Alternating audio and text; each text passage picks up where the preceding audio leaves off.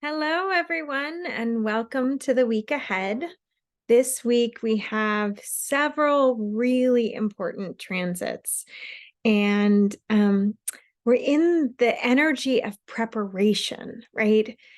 There's all these different cycles that happen, and the astrology is reflecting ways and places and areas of our growth, of our development. And it's also reflecting where we are, right, in time and space. That is why I use, the chart of the present moment more than any other chart, because tuning into what's here now, what's happening now, can give us so much more information about life and our journey than, you know, trying to tune into the future as much. But we're going to move our way through this week and talk about the energies as I do. I'm starting this week ahead with the moon in Virgo, and just having made an opposition to Saturn, we have the moon in Virgo applying to Lilith. Now, this is Lilith, the asteroid goddess. Later on this week, I'm going to be doing a talk on the EA Zoom channel with Jordan Smith on the asteroid goddess Lilith and the work that she's doing around the feminine. But Lilith and the goddess Ceres are both in the sign of Virgo right now. And Virgo is very much about discernment. It is a Mercury ruled sign, and we have Mercury in the sign of Taurus, direct, still in its shadow from our retrograde. So we're still resolving things that are needing to be fixed, things that have been broken down. It's so interesting because what happened when Mercury stationed at the end of its retrograde, my computer broke down. And then I was like, okay, now that Mercury is direct, I'm having to deal with this computer issue. I went and bought a new computer, took my old computer to be fixed. Then they told me later on that I waited for the part to come, then the part came, then I took it in to be repaired, and then ultimately they came back and said, well, we can't repair it fully unless you want to pay more money, right? Taurus, Jupiter in Taurus especially, is the expansion of resources. The expansion can be, it's more expensive. Things cost more. If you notice, lately, food costs more, things cost more, prices are rising, land prices are more. It's natural as a part of that it means either we have to increase our power to create resources, or we have to decrease what we're spending. We have to, and even decreasing really can't necessarily happen. Some things just cost what they cost. And Virgo is about discernment.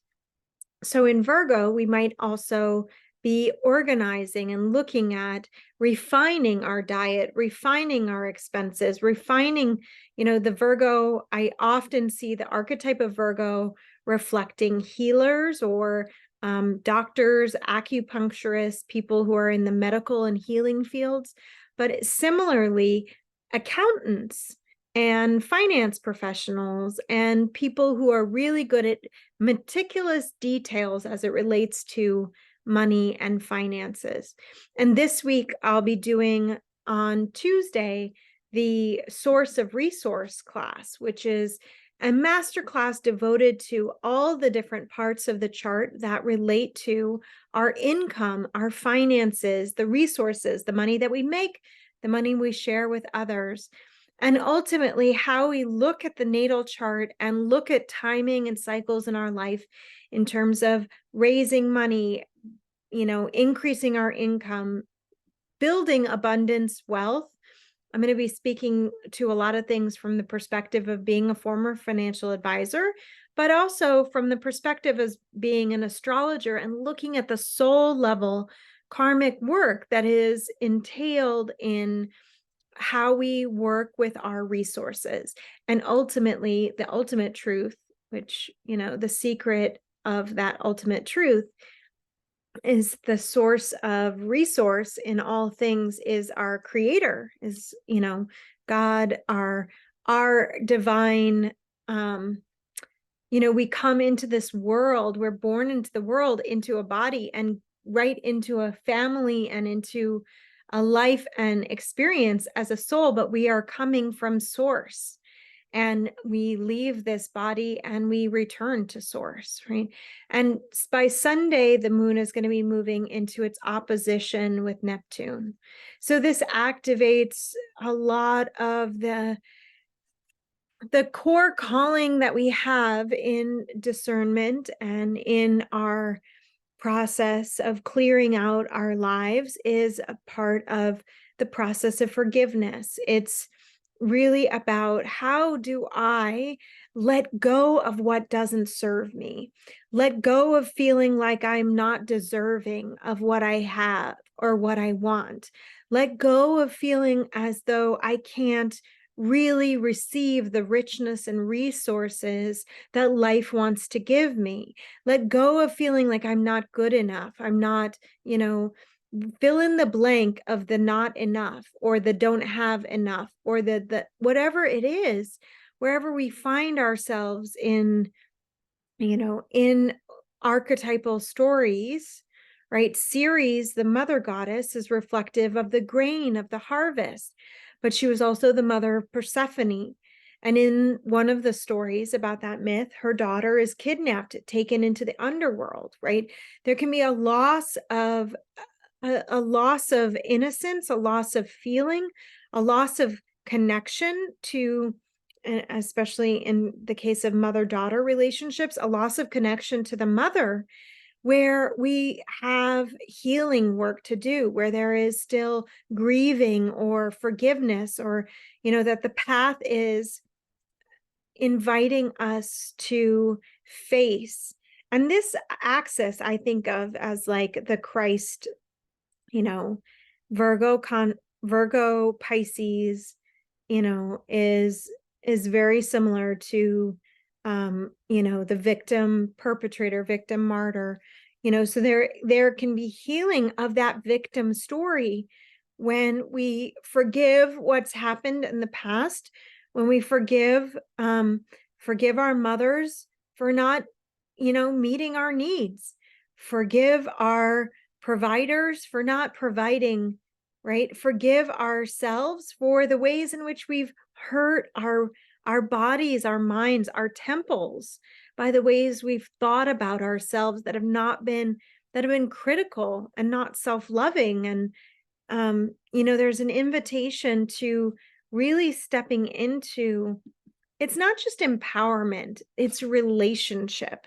And when we're in relationship to one another, right, the moon moves into Libra this week, and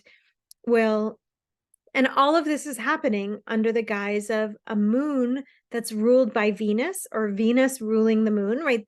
Venus and the moon have a relationship together. When the moon's in Libra, it will be ruled by Venus. And when Venus is in Cancer, it will be ruled by the moon. So there's this dynamic relationship of the feminine to all of these things, including that Venus in Cancer is ruling Jupiter, the North Node, Mercury, Vesta, the goddess of the home and the hearth, the temple goddess, the goddess of the light, the keeper of the sacred flame, and Uranus, right? So much of what we wish to grow and what we desire in our lives has to do with and comes through our beliefs about our resources, our beliefs about our values, excuse me, what we love and value. And I was watching this video, I'll put a link to it, from the dysfunctional childhood fairy, or whatever. I can't remember what her name is, but she's a really amazing lady on YouTube who does a lot of videos about growing up in a dysfunctional childhood, or having, complex PTSD and all these different things. And she was making a video on why we hang on to stuff right? And this has been a deep part of my reflection. And ultimately, why we hang on to anything, right, can be because we believe it has value. It can be that we fear if we don't keep it, that we won't have it when we need it. It has to do with needs. It can be, because we are emotionally attached to it. It can be because we find ourselves in, a situation where we can't motivate ourselves to let go of things. And this is really a big thing. It's not just about stuff, right? Taurus relates to stuff, but it can also relate to emotional energy. It can relate to mental clutter, where we have too many thoughts, too many things that we're thinking about. And I don't know about you, but this week I haven't really slept well. I felt like all this energy, especially since the Mars Jupiter T-square, but just like we're building towards a full moon this week. The sun's in Gemini. I feel a lot of strong mental energy and a lot of things on my plate and a lot of things that can be done and a lot of things that need my care. And there can be a state of overwhelm, right? We can be overwhelmed by all the different relationship dynamics that need to be worked out. And we can be overwhelmed by the feelings of anger or frustration, or, we can be overwhelmed by the conditions of our life. And really, there's such richness in recognizing what we have to do to get out of our own way, right? What we have to do to heal the things, what we have to do to be able to let go. And this childhood fairy lady was making really good points about how, relative to having trauma, we may actually keep things because of the trauma, as a result of the trauma. And it got me thinking about, well, does that naturally mean that as we heal things in our life, we will let go, we will need less stuff, we will feel greater trust, right? And the bottom line, what we're learning to do is to trust ourselves in relationships, to trust our desires, to really feel like, wow, the things that I want, I can have. And, there's a difference between wanting something and having something. When we have something, it's ours, it belongs to us. And when we want something, right, it can be that it belongs to someone else or that it hasn't come to fruition in our life, but there's this space of longing, right? And one of the things I think about all the time is that what we're ultimately longing for is we're longing to belong. We're longing to be loved, whether it's by our family or partners, or we're longing to feel a sense of career and fulfillment, of purpose. We're longing to feel that we are actualizing ourselves, but it's really about longing to belong to something greater than ourselves, to the universe, and to ultimately, I really think it's like a longing to belong to oneself. Because when we belong to ourselves, then wherever we go, we can be content. Wherever we are, in whatever relationship form is taking place, there can be learning and growth and love, right? And a part of that is deeply healing. If we feel the sense of our wholeness, right, and our holiness and our sovereignty, I'm speaking to a lot of what I want to identify as the higher qualities, or the facets of development within the signs. Just to, we can be operating.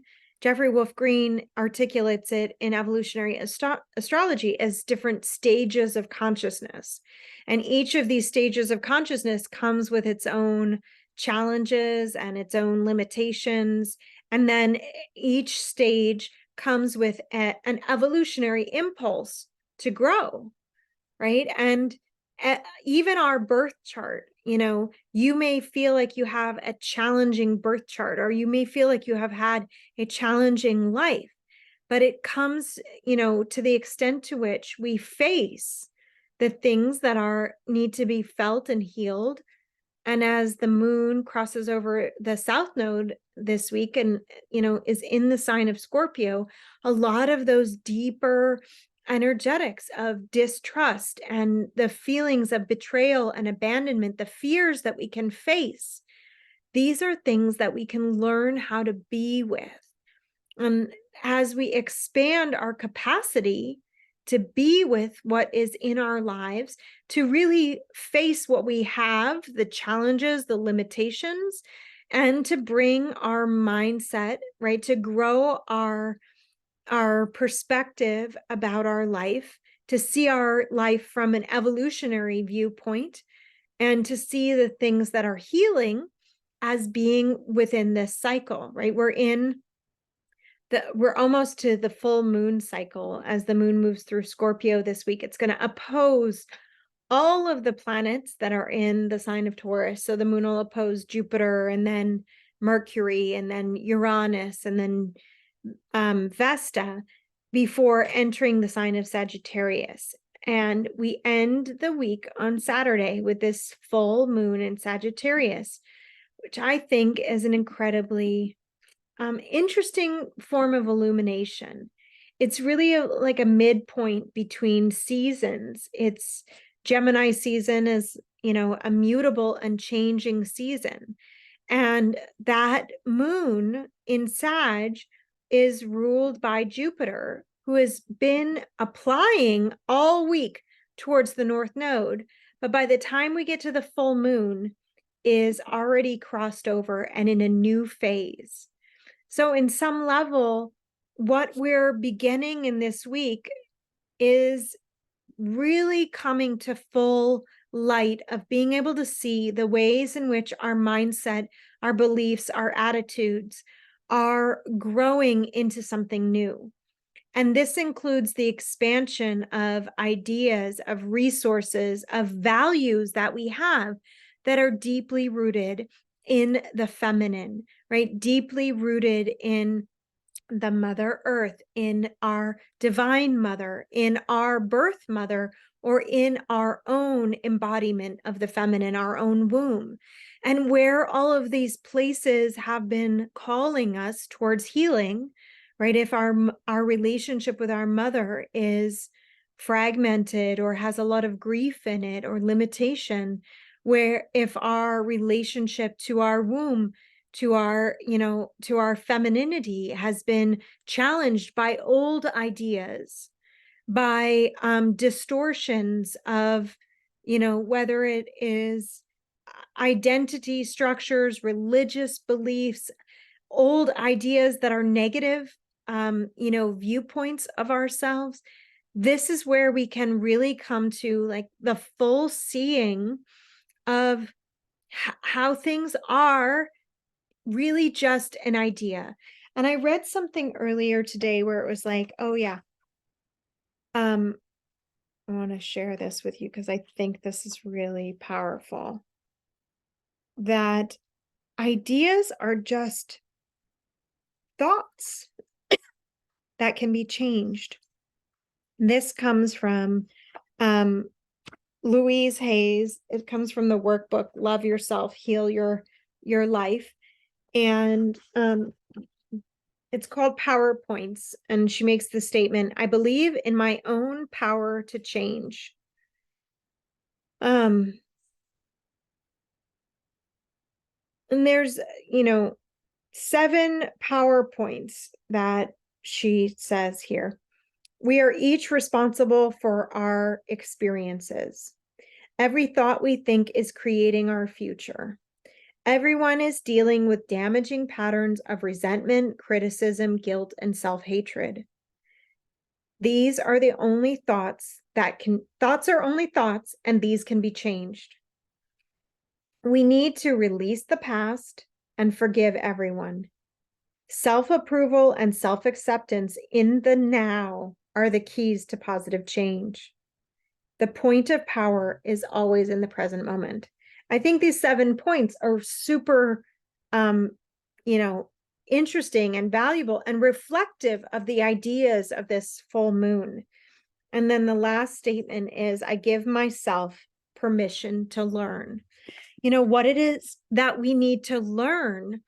If we see our life as a learning journey, if we see our soul development as an ongoing learning about love, about who we are, about what we're here for, if we see our soul journey as just lessons and curriculum in the journey of life, then, maybe it's not as hard. I mean, maybe it seems like hard lessons.